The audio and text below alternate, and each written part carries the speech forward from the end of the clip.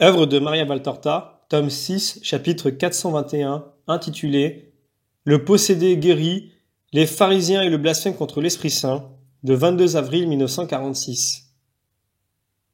Une fois passée la semaine sainte et par conséquent la pénitence de ne pas voir, revoilà ce matin la vision spirituelle de l'Évangile. Cette joie qui s'annonce toujours par un indescriptible sentiment de jubilation surhumaine me fait oublier toute mon anxiété. Je vois Jésus cheminer encore le long des bosquets qui bordent le fleuve. Il s'arrête pour ordonner une halte en ces heures trop chaudes pour permettre la marche. Car si l'entrelacement étroit des branches abrite du soleil, c'est aussi une chape qui fait obstacle au mouvement à peine sensible de la brise, de sorte que, au-dessous, l'air est chaud, immobile, lourd, d'une humidité qui se dégage du sol près du fleuve, une humidité qui ne détend pas, mais qui colle au corps en se mêlant à la transpiration qui est déjà un tourment. Arrêtons-nous jusqu'au soir. Ensuite, nous descendrons sur la grève qui blanchit sous la lumière des étoiles et nous reprendrons notre route de nuit. Maintenant, mangeons et reposons-nous. Ah! Avant de manger, je vais me rafraîchir en prenant un bain. L'eau sera tiède comme une tisane pour la toux, mais cela servira à m'enlever la sueur. Qui vient avec moi? Demande Pierre. Tous l'accompagnent, même Jésus qui, comme les autres, est en âge et a son vêtement alourdi par la poussière et la transpiration. Chacun d'eux prend un vêtement propre dans son sac et ils descendent au fleuve. Ils ne restent sur l'herbe pour signaler leur halte que les 13 sacs et les gourdes qui gardent les vieux arbres et d'innombrables oiseaux qui épient avec curiosité de leurs petits yeux de jet ces sacs gonflés et multicolores éparses sur l'herbe. Les voix des baigneurs s'éloignent et se perdent dans le bruissement du fleuve. Seuls de temps à autre quelques bruyants éclats de rire des plus jeunes résonnent comme une note aiguë au-dessus des accords bas et monotones du fleuve. Mais le silence est bientôt rompu par un bruit de pas. Des têtes se montrent de derrière en enchevêtrement de branches. Elles jettent un coup d'œil, disent avec un air de satisfaction « Ils sont ici, ils se sont arrêtés. Allons le dire aux autres. » Et ils disparaissent en s'éloignant derrière les buissons. Pendant ce temps, rafraîchis, les cheveux encore humides, bien qu'essuyés sommairement, pieds nus, leurs sandales propres et ruisselantes tenues par les brides, des vêtements frais sur le dos, les autres sont peut-être étendus sur les roseaux après avoir été lavés dans les eaux bleues du Jourdain. Les apôtres reviennent avec le maître. Ils sont visiblement plus en forme après ce bain prolongé. Ignorant qu'ils ont été découverts, ils s'asseyent après que Jésus a offert et distribué la nourriture. Une fois le repas terminé, les apôtres somnolent, voudraient bien s'allonger et faire la sieste, mais voilà qu'arrive un homme, et après lui un autre et un troisième. « Que voulez-vous » demande Jacques, fils de Zébédée, qui les voit venir et s'arrêter près d'un buisson, se demandant s'ils doivent avancer ou non. Les autres, y compris Jésus, se retournent pour voir avec qui parle Jacques. Les autres, y compris Jésus, se retournent pour voir avec qui parle Jacques. « Ah, ce sont des habitants du village. Ils nous ont suivis », constate sans enthousiasme Thomas, qui se disposait à faire un petit somme. Cependant, les hommes interrogés par Jacques répondent, un peu intimidés devant la répugnance visible des apôtres à les recevoir. « Nous voulions parler au maître. Dire que... N'est-ce pas, Samuel ?» N'osant continuer, ils s'arrêtent. Mais Jésus, bienveillant, les encourage. « Parlez, parlez. Vous avez d'autres malades ?» Et il se lève pour aller vers eux. « Maître, tu es fatigué toi aussi, plus que nous. Repose-toi un peu et qu'ils attendent, » disent plusieurs apôtres. Il y a ici des personnes qui désirent me voir. Elles aussi n'ont donc pas leur cœur en paix. Or, la fatigue du cœur est plus grave que celle des membres. Laissez-moi les écouter. « C'est bien. Adieu, notre repos. » murmurent les apôtres, abrutis par la fatigue et la chaleur au point de faire des reproches à leur maître en présence d'étrangers. Et quand, par défaut de prudence, tu nous auras rendus tous malades, tu comprendras trop tard que nous t'étions nécessaires. Jésus les regarde avec pitié. Il n'y a rien d'autre dans ses 12 yeux fatigués, mais il répond « Non, mes amis, je ne prétends pas que vous m'imitiez. Regardez, restez ici à vous reposer. Moi, je m'éloigne avec eux, je vais les écouter, puis je reviendrai me délasser parmi vous. » Sa réponse est si douce qu'elle opère mieux qu'un reproche. De bon cœur, l'affliction des douces se réveille et reprend le dessus. « Mais non, Seigneur, reste où tu es pour leur parler. Nous irons retourner nos vêtements pour les faire sécher de l'autre côté. Ainsi, nous vaincrons le sommeil et puis nous viendrons nous reposer ensemble. » Les plus ensommeillés vont au fleuve, il reste Matthieu, Jean et Barthélemy. Pendant ce temps, les 3 citadins sont devenus plus de 10 et il en arrive toujours. « Alors, avancez et parlez sans crainte. »« Maître, après ton départ, les pharisiens sont devenus encore plus violents.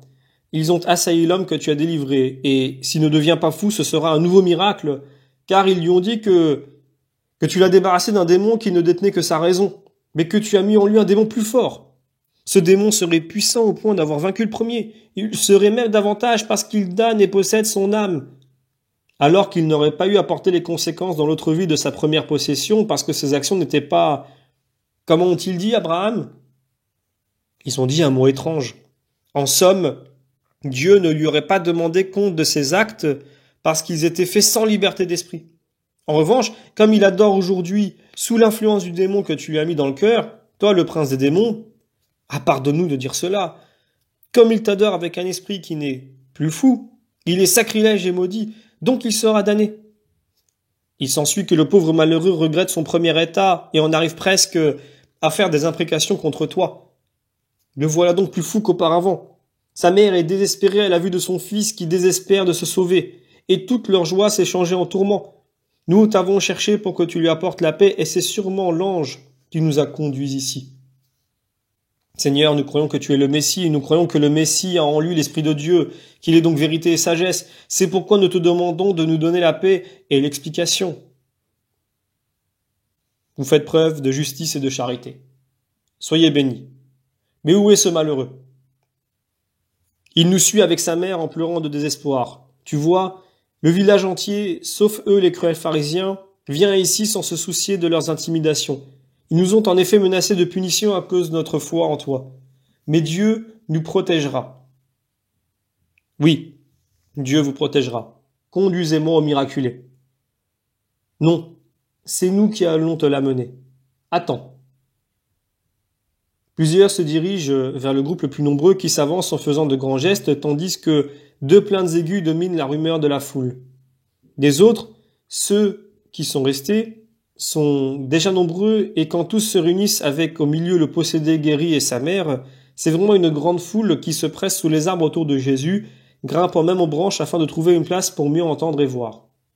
Jésus s'avance à la rencontre de son miraculé qui, à sa vue, s'agenouille en s'arrachant les cheveux et dit « Rends-moi le premier démon, par pitié pour moi, pour mon âme, que t'ai-je fait pour que tu me nuises à ce point ?» Et sa mère, elle aussi, à genoux. « Il délire de peur, Seigneur, ne tiens pas compte de ces paroles blasphématoires, mais délivre-le de la peur que ces cruels ont mise en lui, pour qu'il ne perde pas la vie de l'âme. Tu l'as libéré une fois, par pitié, pour une mère, libère-le encore. » Oui, femme, n'aie pas peur. Fils de Dieu, écoute. Jésus appuie ses mains sur la chevelure en désordre du malheureux que fait délirer une peur extravagante. Écoute et discerne par toi-même. Puisque maintenant ton jugement est libre et que tu peux juger avec justice, il y a une manière sûre de voir si un prodige vient de Dieu ou du démon. C'est ce que l'âme éprouve. Si ce fait extraordinaire vient de Dieu, il déverse dans l'âme la paix et une joie pleine de majesté. S'il vient d'un démon, ce sont le trouble et la souffrance qui apparaissent avec ce prodige. Des paroles de Dieu viennent paix et joie, alors que celles d'un démon, que ce soit un démon esprit ou un démon homme, ne suscitent que délire et tourment. De même, du voisinage de Dieu viennent douceur et allégresse, alors que le voisinage des esprits ou des hommes mauvais occasionne trouble et souffrance.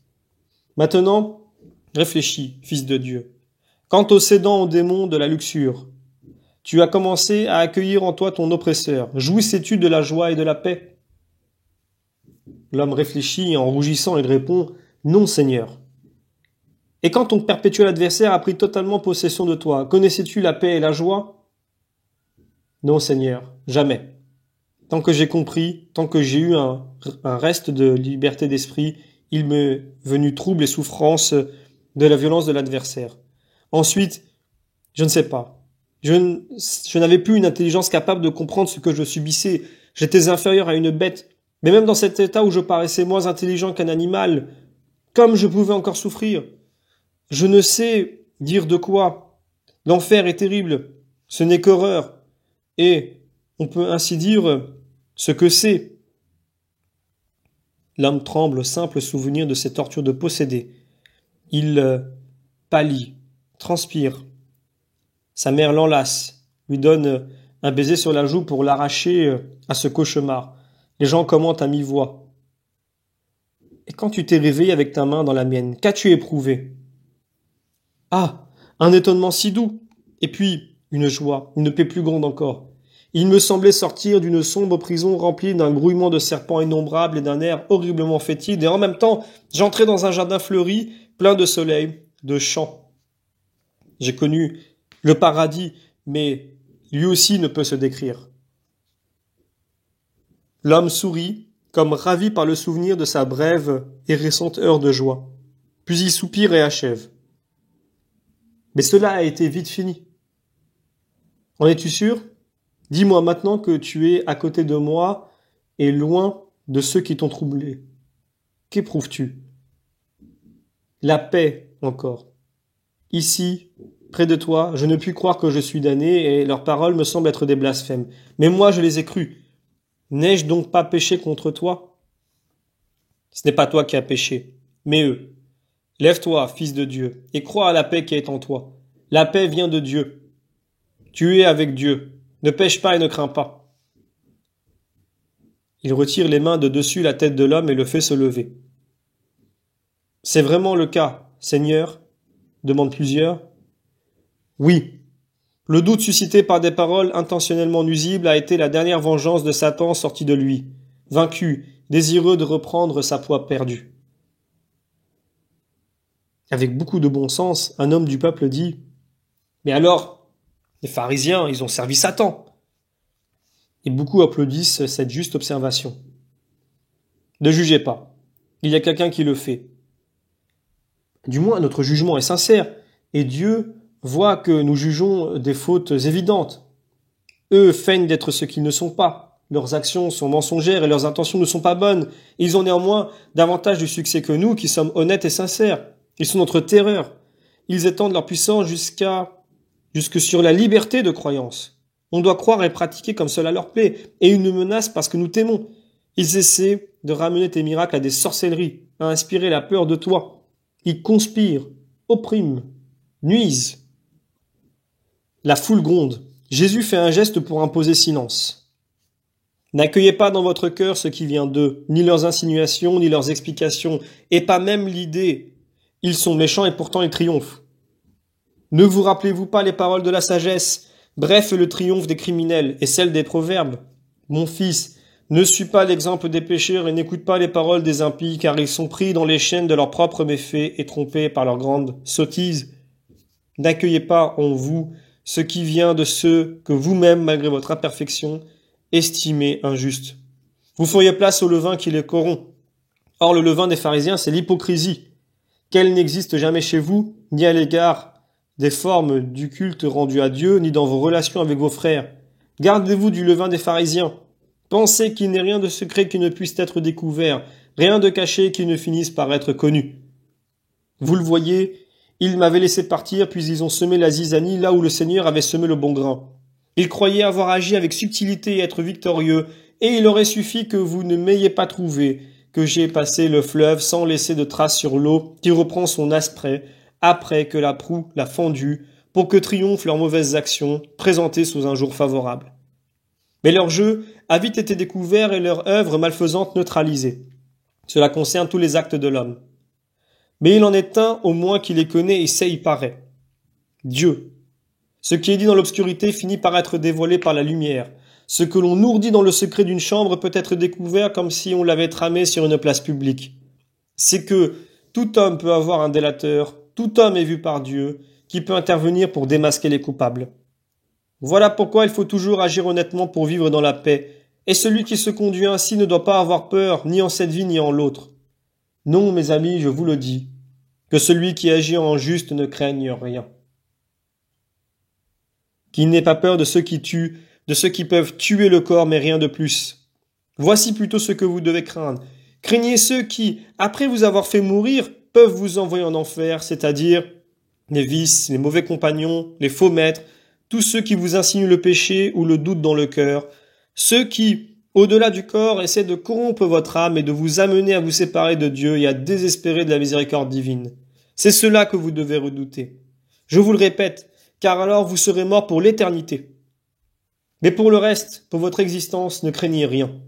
Votre Père ne perd pas de vue un seul de ces petits oiseaux qui font leur nid dans le feuillage des arbres, et aucun d'eux ne tombe dans le filet sans que son Créateur le sache.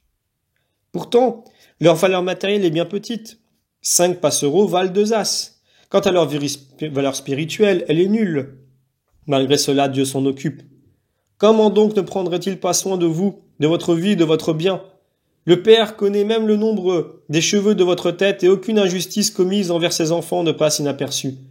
Vous êtes en effet ses enfants et vous avez bien plus de valeur que les passereaux qui font leur nid sur les toits et dans les feuillages. Et vous restez des enfants tant que vous ne renoncez pas vous-même à l'être par votre libre volonté. On renonce à cette filiation quand on renie Dieu et le Verbe que Dieu a envoyé parmi les hommes pour les amener au Seigneur. Par conséquent, lorsque quelqu'un ne veut pas me reconnaître devant les hommes par crainte que cela ne lui porte tort, Dieu lui aussi ne le reconnaîtra pas pour son Fils et le Fils de Dieu et de l'homme ne le reconnaîtra pas devant les anges du ciel. Qui m'aura renié devant les hommes sera renié comme fils devant les anges de Dieu. Celui qui aura mal parlé contre le Fils de l'homme pourra encore être pardonné parce que je réclamerai son pardon auprès du Père, mais celui qui aura blasphémé contre l'Esprit Saint ne le sera pas. Pourquoi cela? Parce que tous ne peuvent connaître l'étendue de l'amour, sa parfaite infinité, et voir Dieu dans une chair semblable à toute chair d'homme. Les païens ne peuvent y croire parfois car leur religion n'est pas amour. Même parmi nous, le respect craintif d'Israël envers Yahvé peut empêcher de croire que Dieu se soit fait homme et le plus humble des hommes. C'est une faute de ne pas croire en moi, mais quand elle s'appuie sur une crainte excessive de Dieu, elle est encore pardonnée. Mais il ne peut être pardonné celui qui ne se rend pas à la vérité, qui transparaît de mes actes et qui refuse à l'esprit d'amour d'avoir pu tenir la parole donnée, d'envoyer le Seigneur au temps fixé, le Sauveur précédé et accompagné par les signes annoncés.